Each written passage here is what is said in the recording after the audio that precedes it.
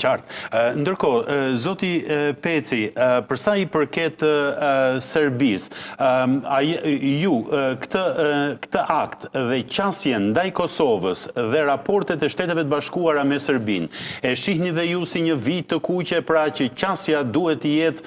e Serbisë ndaj Kosovës krejt ndryshe nga ajo që ka patur deri tani? Ju e përmëndët edhe Banjskën, ju e përmëndët, ose u përmënd edhe Banjska, u përmënd edhe këndvështrimi hegemonist i politikës Serbisë të presidentit Vučić. Franco, mund të duket ndoshta disi si jo si e çuditshme, mirë për në situatën e tanishme, unë mendoj që atë që ka thënë presidenti Trump, pra që ka shmangur luftën mes Kosovës dhe Serbisë, është një qëndrim i cili i zbraps edhe,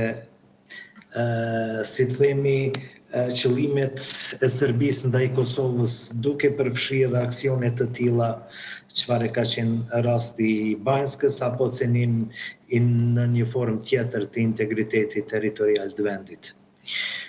Pse po e them këtë, sepse për Serbinë do të jetë shumë vështirë që të fillojë të bëjë diçka edhe ta bie në pikpyetje, si të themi, autoritetin e presidentit Trump në këtë rast. Kjo është pika e parë që dua ta cek. Elementi i dytë këtu, cilën unë e shoh tek Serbia, ajo si thash edhe fillimisht ka hyrë me plot shpresë në këtë me presidencën e dytë të Trumpit, po na mos harrojmë që presidenti Vučić bëri përpjekje që të takohet edhe me presidentin Trump në Mar-a-Lago në një formë të jetë të çuditshme, mirë po ju refuzua hyrja në resortin e presidentit Trump andej pari. Pastaj ke patë një shans të mirë që të ndërtohet hoteli Trump në Beograd, mirë po dhe këtu psoi fiasko, ishte fjala për një investim rreth $750 milion, cilat ranë nga rendi i ditës. Edhe pika e fundit tani me cilën Serbia ka problem është që disa haker nga Serbia po shikohen nga administrata e Trumpit që kanë pas rol në humbjen e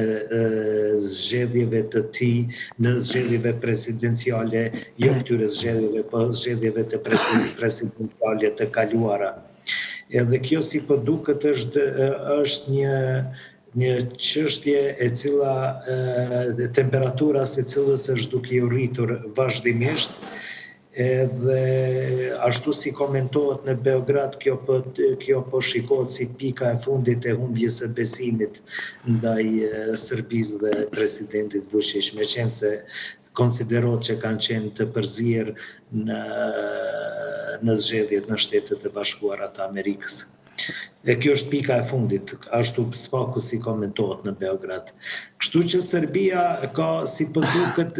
ka vit të kuqe, unë e ceka dhe fillimisht e vija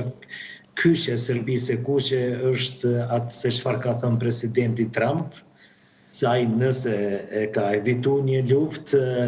tash të qotë Serbia dhe të thotë unë pia filloj përsëri, do t'jetë këgja problemi madh, mirë po gjitha këto gjëra, edhe sidomos kjo e fundit, tani ka filluar që të ketë një ndikim shumë të madh. Mos të harrojmë, këtu i kemi edhe sanksionet ndaj industrisë së naftës së Serbisë e kështu me radhë që kanë kapacitet që tash që t'i bëjnë dëm jashtëzakonisht madh ekonomisë serbe. Po, të nderuar shikues, shkëputemi për një hapësirë fare të shkurtër publicitare dhe do të rikthehemi me të njëjtin panel në pjesën e dytë të tij vetëm pas pak çastesh.